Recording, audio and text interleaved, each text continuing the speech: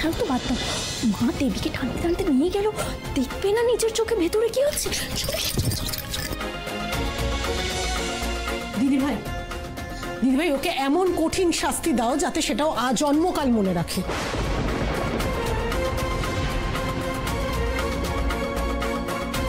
কেন রে ছোট?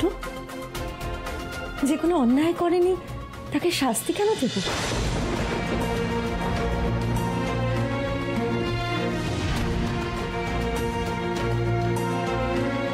বরং দেবী যে কাজটা করেছে তার জন্য দেবীকে পুরস্কার দেওয়া উচিত। কি মানে? কিসের পুরস্কার দিদিভাই? ছোট, আজ হয়তো আমি কোনো রকমে উঠে গিয়ে তাতানকে বাঁচিয়েছি, কিন্তু শেষ মুহূর্তে কিন্তু দেবী আমাদের সামলেছে।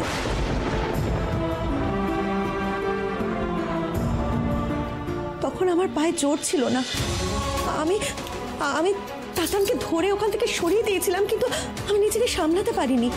আমি তাতানকে নিয়ে আগুনের মধ্যে পড়ে যেতে পারতাম যদি তখন দেবী এসে শক্ত হাতে আমাকে না ধরতো, আমাদেরকে না সামলাতো, তাহলে একটা চরম বিপদ হতে পারতো ছোট। কিন্তু দেবী আমাদের সামনে নিয়েছে।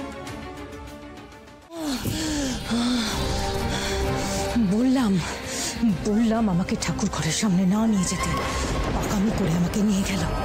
এখন আমার চোখ এত অসহ্য যন্ত্রণা করছে, স্বাভাবিক না হওয়া পর্যন্ত তো আমি কারোর সামনেও যেতে পারবো না। শুভ শক্তি আঘাত হানলে আমার আসল রূপ বেরিয়ে আসে, আর সেটা নর্মাল হতে সময় লাগে। এখন আমাকে শুধু একটাই জিনিস লক্ষ্য রাখতে হবে, যাতে আমার ঘরের সামনে কেউ না আসে। তাছাড়া মকর সংক্রান্তিতে এবারের পুরনো প্রথা ভোগ রান্না, সে দায়িত্ব দেবী একা নিয়েছে। আজ এত বছর বাদে বর্দার দিদির ছবি উঠোনে এনে তাদেরকে যথাযথ সম্মান দিয়েছে। আমার অনির মন থেকে ওর মা বাবার জন্য যে কষ্ট ছিল, সে কষ্ট দেবী দূর করেছে। এগুলো যথেষ্ট বড় কাজ ছোট। দিদিভাই, আমি বুঝতে পারছি না, তুমি কি তার মানে দেবীকে মেনে নিচ্ছ? ছোট, এখানে মানা না মানার প্রশ্ন আসছে না। একজন মানুষ নিজের যোগ্যতা সকলের সামনে প্রমাণ করে তার জায়গা করে নিচ্ছে, সেখানে ওই মানুষটার সাথে যা করা উচিত আমি শুধু সেটাই করছি। ছোট, আমি এই বাড়িতে বউ হয়ে আসার পর যখন নিজের দায়িত্ব নিয়ে কোনো কাজ নিতাম আর তারপর সেটা সুষ্ঠুভাবে সম্পন্ন করতাম, বড়দি খুশি হয়ে আমাকে উৎসাহ দেওয়ার জন্য আমাকে পুরস্কার দিত। দেবীর ক্ষেত্রে সেটাই হওয়া উচিত। পুরস্কার তো বাড়ির বউ পেত দিদিভাই, তাহলে দেবী বউ হিসেবে অনেক যোগ্য কিনা, এই পরিবারের যোগ্য কিনা সে বিষয়ে আমার মনেও কিছু সন্দেহ রয়েছে। কিন্তু দেবী একটা জিনিস প্রমাণ করে দিয়েছে, দায়িত্ব নেওয়ার ক্ষমতা দেবীর আছে। আর তাই আজ আমি দেবীকে কিছু দায়িত্ব দেব। দেবী, আজ থেকে এই বাড়ির রান্নাঘর আর ঠাকুর ঘরের দায়িত্ব আমি তোমাকে দিলাম।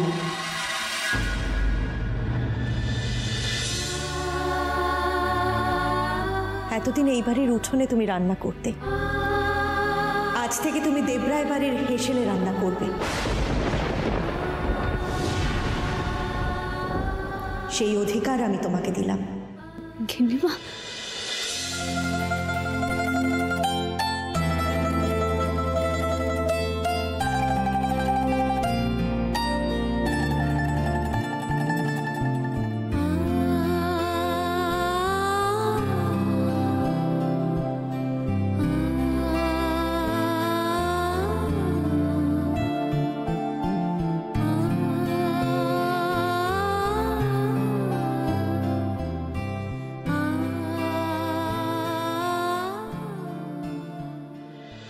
ছোট মা, তুই তো দেবীকে শায়েস্তা করতে গিয়ে ওর কপাল খুলে দিলি।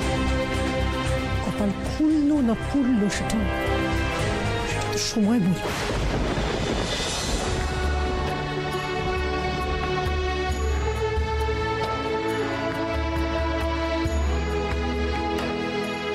হে মহাদেব, হে মা কমলে কামিনী, তোমাদের আশীর্বাদ ছাড়া এ সম্ভব হতো না। আমি যেন গিন্নিমার দায়িত্বের আর ভরসার মান রাখতে পারি।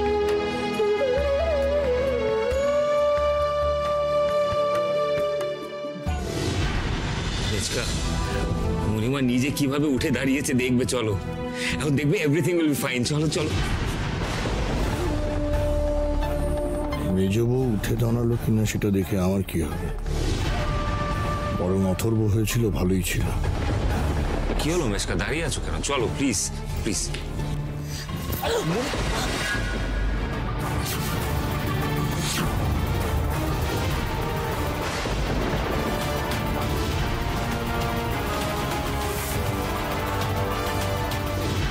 এসো এসো, তোমরা সবাই এসো। তোমাদের তো আমার কথা বিশ্বাস হলো না। দেখো এখন মামার সঙ্গে কথা বলে দেখো, দেখো মামা কি বলে, মামা আদৌ মেলায় যেতে রাজি হয় কিনা দেখো। আরে আমি তো কিছুতেই বুঝতে পারি। কি হয়েছেটা কি? এদেরকে বাড়িতে ডাকার কি দরকার ছিল? আমি দাদাকে বুঝিয়ে বলতাম ঠান্ডা মাথায়। এরা যদি হই হট্টগোল করে, চেঁচামেচি করে, দাদা যদি বিরক্ত হয়ে রেখে যায়, তখন কি হবে? আমি তো সেটাই চাই, মামা খেপে গিয়ে যেতে না করে দেবে, আর আমি যাবো মেলার উদ্বোধনে। আমার জায়গাটা আরো পাকা হবে। কি হলো মণি, এত তাড়াহুড়ো করে কোথায় যাচ্ছ? আর তুমি কি কন্ট্যাক্ট লেন্স পরেছো? সর্বনাশ, অনি বোধহয় আমার চোখের মনি দেখতে পেয়ে গেছে।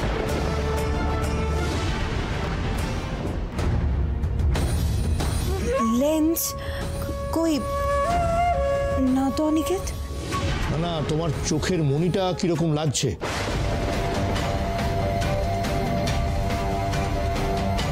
মোহিনী কি হলো মোহিনী? মানে কাল রাতে আমি তোমাকে দেখলাম, তুমি দরজা জানলা সবকিছু বন্ধ করে রেখেছিলে, তুমি এভাবে বিহেভ করছো কেন? আচ্ছা একবার আমার দিকে তাকাও মোহিনী, মোহিনী প্লিজ একবার এদিকে তাকাও মোহিনী। মোহিনী, কথার উত্তর দিচ্ছ না কেন?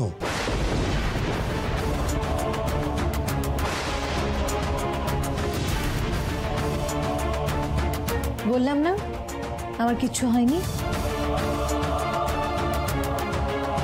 তোমরা ভুল দেখেছো অনিকেত, আমি একদম ঠিক আছি, একদম ঠিক আছি। না কিন্তু আমি তো স্পষ্ট দেখলাম তোমার চোখটা। রাজাবাবু, রাজাবাবু, রাজাবাবু! অনেক গ্রামের লোকজন এসে গেছে, চল আয় আমার সঙ্গে।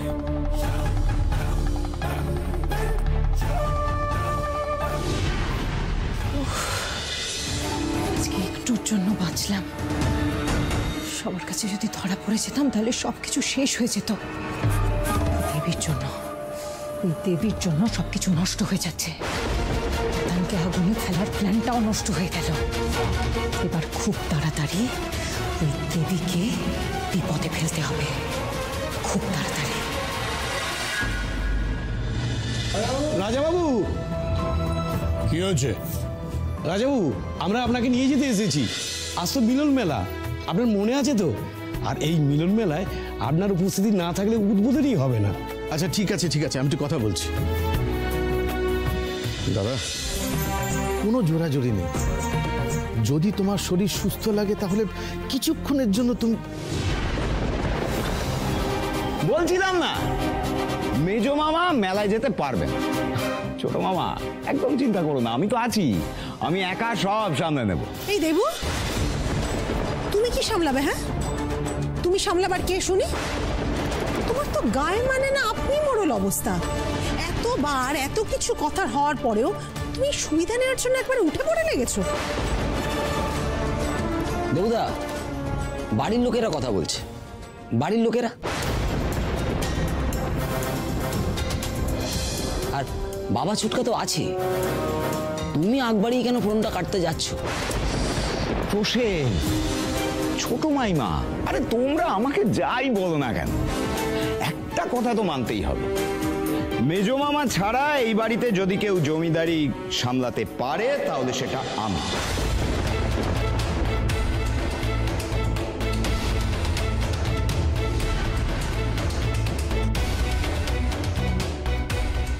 একমাত্র আমি, আর কেউ। কি বলছিস? কি বলতেছে? কি বলতেছে? এই চুপ করো সবাই তোমরা। আমি বুঝতে পারছি না, আমি এখানে দাঁড়িয়ে আছি, তারপরেও আমার নিজের ব্যাপারে সিদ্ধান্ত তোমরা নিচ্ছ কি করে?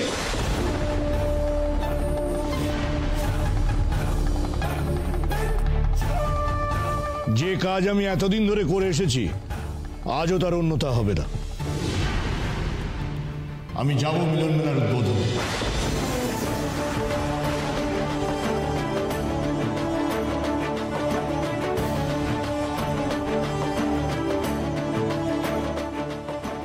রাজাবাবু যাবে বলছে।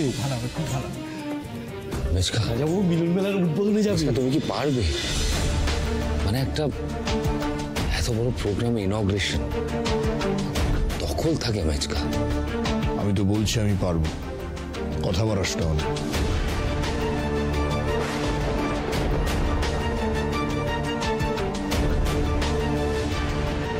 বাড়িতে লুকিয়ে বসে থাকলে ভয় আরো চাপিয়ে ধরবে। আমি ভালো হয়ে যাব বলার পর বড় বৌদি সেদিন যখন আমাকে মারেনি, তাহলে এখন হয়তো কিছু করবে না। না, আমাকে সব সামলে নিতে হবে এবার। আমি বলছিলাম কি, ওখানে গিয়ে তোমার যদি শরীরটা আবার খারাপ হয়, না তুমি ভেবে দেখো যে ভিন গ্রাম থেকে লোকজন আসবে, তো তাদের সামনে যদি এরকম কিছু একটা হয়ে যায় ভালো লাগবে কি? আমাকে তো ঠিক হতে হবে শশাঙ্ক। যা হয়েছে সেসব ভুলে আবার স্বাভাবিক জীবনে তো আমাকে ফিরতে হবে।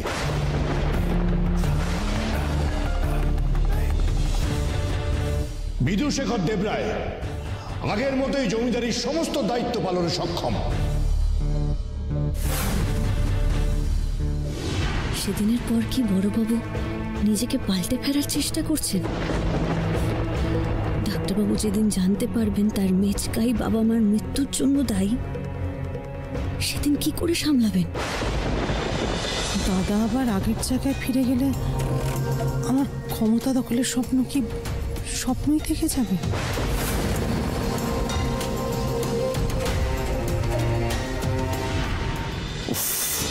কোথায় ভাবলাম একটু একটু করে পায়ের তলার জমিটা আমি পাকা করছি, আর কিন্তু মামা কি করে সুস্থ হয়ে উঠছে। বাহ, আজকের এই শুভ দিনে বাড়িতে একটার পর একটা ভালো ঘটনা ঘটছে। বড় আনন্দের দিন আজ। তোমরা তো দেখছো মেজকা ঠিক হয়ে গেছে। তোমরা সবাই ভয় পেয়েছিলে যে গ্রামের সবার বাড়িতে একটা খারাপ ঘটনা ঘটবে। আশা করি সেটা হচ্ছে না। মণিমাও ঠিক হয়ে গেছে, নিজের পায়ে হাঁটতে পারছে। সত্যি এটা খুব ভালো খবর। আর ওই মন্দির বন্ধ করায় সব ঠিক হয়ে গেছে। যে মায়ের কৃপায় সবকিছু ঠিক হচ্ছে তাকেই তোমরা দূরে ঠেলে দিচ্ছ। মাগো, এরা তোমার মহিমা জানে না। তুমি কারোর দোষ দেখো না, কারোর দোষ দেখো না। তোমাদের বিয়ের পর এই প্রথম মিলন মেলা, অবশ্যই আসবে।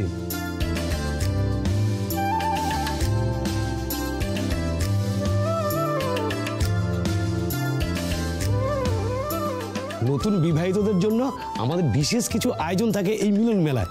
এই যে শহরে দিদিমণি, আপনি কিন্তু আমাদের গ্রামের অতিথি, আপনি অবশ্যই আসবেন। কিন্তু সবাই যাবে, কারণ আশেপাশের গ্রাম থেকে যারা আসবে তারা আমাদের দেবরায় বাড়ির নতুন বউকে আবার দেখবে। এই মিলন মেলার সঙ্গে আমাদের পারিবারিক ঐতিহ্য জড়িয়ে আছে, বিশেষ সম্মান জড়িয়ে আছে। সুতরাং আপনারা নিশ্চিন্ত থাকুন, আমরা মোটামুটি বাড়ির সবাই যাব। প্রণাম রাজাবাবু, আমরা সবাই আসছি। চলো চলো চলো। তাহলে আজ বড় কোনো একটা ধামাকা আমাকে করতেই হচ্ছে, আর এই প্ল্যান কিছুতেই ভেস্তে যাবে না।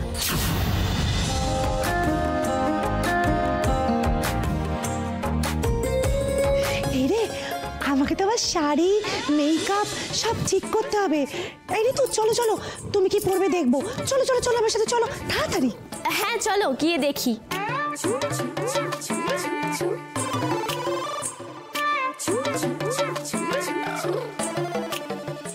মেলায় যাওয়ার আগে আমাকে বড় একটা কাজ করতে হবে, আমি যেন সফল হই মা।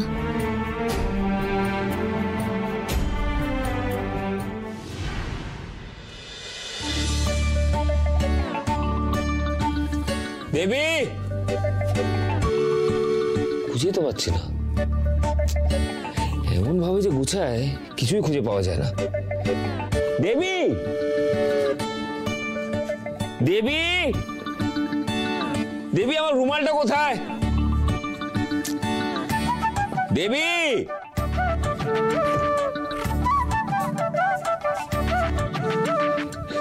দেবী প্লিজ একটু উপরে এসো, আমি রুমাল খুঁজে পাচ্ছি না। দেবী,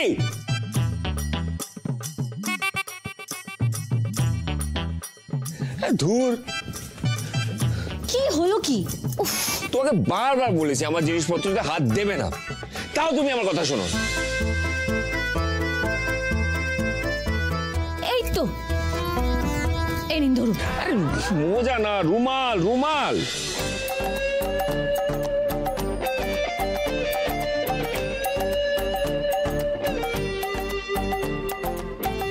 সবকিছু আপনার চোখের সামনেই থাকে, কিন্তু চিৎকার করে বাড়িটা মাথায় করেন আপনি।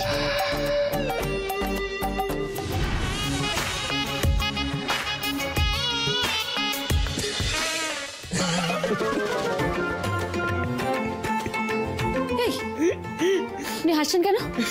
আমার দিকে তাকিয়ে এভাবে হাসছেন কেন আপনি? হাসবো না? হ্যাঁ হাসবো না? আচ্ছা তুমি কি বৌদির মতো স্পেশাল মেকআপ করে মেলায় যাওয়ার প্ল্যান করছো? মানে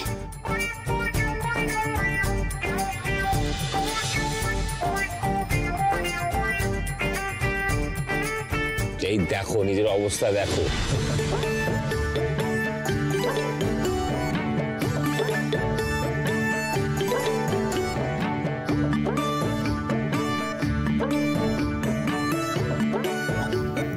আসলে একটা কাজ করছিলাম তো, তাই কোনোভাবে হয়তো লেগে গেছে। এখনো পুরোটা যায়নি।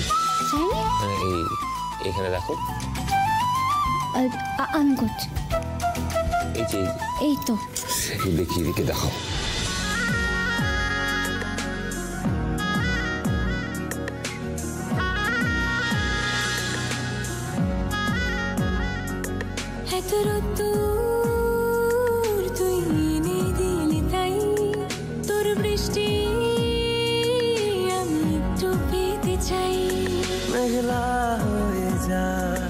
আর 5টা 12 মাস কোন বিকেল বেড়াতে তুই আমার হয়ে যাস। এমন কি কাজ করছিস? মুখে হোয়াইট ডাস্ট লেগে গেছে।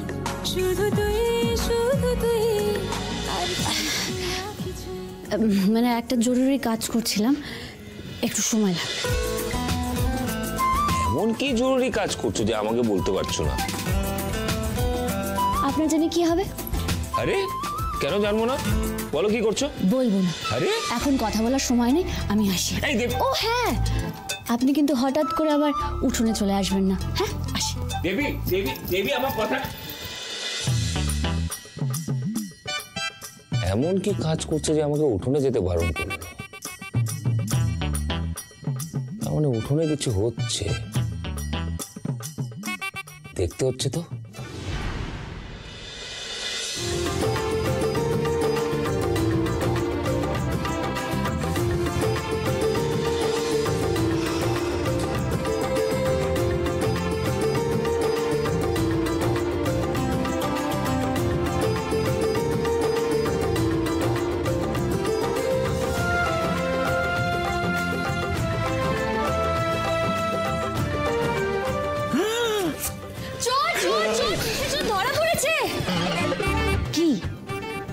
পিঠে চুরি করতে ঠিক চলে এলেন না? আমি কেন পিঠে চুরি করব? এই বাড়িতে, নিজের বাড়িতে রান্না করা খাওয়া আমি খাচ্ছি, এতে চুরি কি করে হলো? ভাই তবে এই পিঠেগুলো কি তুমি বানিয়েছো? আগে না, আমি বানাইনি। ওপাড়ার খেন্তি পিসি আছে না, উনি আপনার জন্য বানিয়ে পাঠিয়েছেন। কিন্তু খেন্তি, তুমি তো আমাকে বললে না দেবী তোমার আরেকটা নাম আছে? খেন্তি। আজ থেকে আমি তোমাকে খেন্তি রাখবো। মজা হচ্ছে তো, আমি একটাও খেতে দেবো না।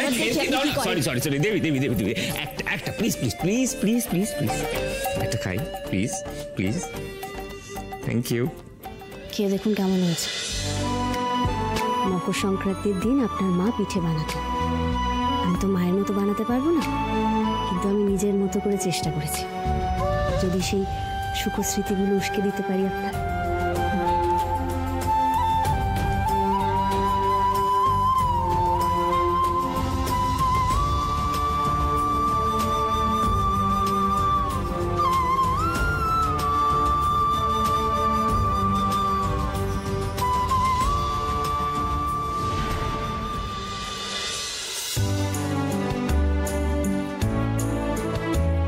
মা, তুমি প্রতি বছর এই সময় পিঠে বানাও কেন? আমার খুব ভালো লাগে পিঠে খেতে। বারে আজকে পৌষ সংক্রান্তির দিন কি না? পৌষ সংক্রান্তির দিনে পিঠে খেতে হয় আর সবাইকে খাওয়াতে হয়। নাও। মা, তুমি কিন্তু কখনো পিঠে বানানো বন্ধ করবে না। প্রতি বছর খাওয়াবে তো আমাকে। আমি যতদিন থাকবো নিশ্চয়ই তোমাকে খাওয়াবো। মা তো সব সময় থাকবে। আমি ছোট না, আমাকে ফেলে কোথায় যাবে? ওরে আমার সোনা ছেলে রে, মা কি কারো চিরদিন থাকে নাকি? শোন, একদিন তো আমার বয়স হয়ে যাবে, তখন কি এত খাটাখাটনি করে এই পিঠে আমি আর বানাতে পারবো নাকি? তাহলে আমায় কে পিঠে বানিয়ে দেবে তখন? এটা তো আবার ভারী চিন্তার বিষয় হয়ে গেল। সত্যি কি যে করি। আচ্ছা ঠিক আছে, আমি বরঞ্চ তোর জন্য না একটা তোকে সোনা বউ নিয়ে আসবো, আর আমি থাকতে থাকতে তাকে সব কাজ আমি শিখিয়ে দেবো। কেমন করে পিঠে বানাতে হয়, কেমন করে আমার বাবু যা যা খেতে ভালোবাসে সব বানাতে হয়, আমি সব সব শিখিয়ে দেবো তাকে। তাহলে আমি যদি নাও থাকি, সে তোকে সবসময় করে খাওয়াতে পারবে, তাই না? খা।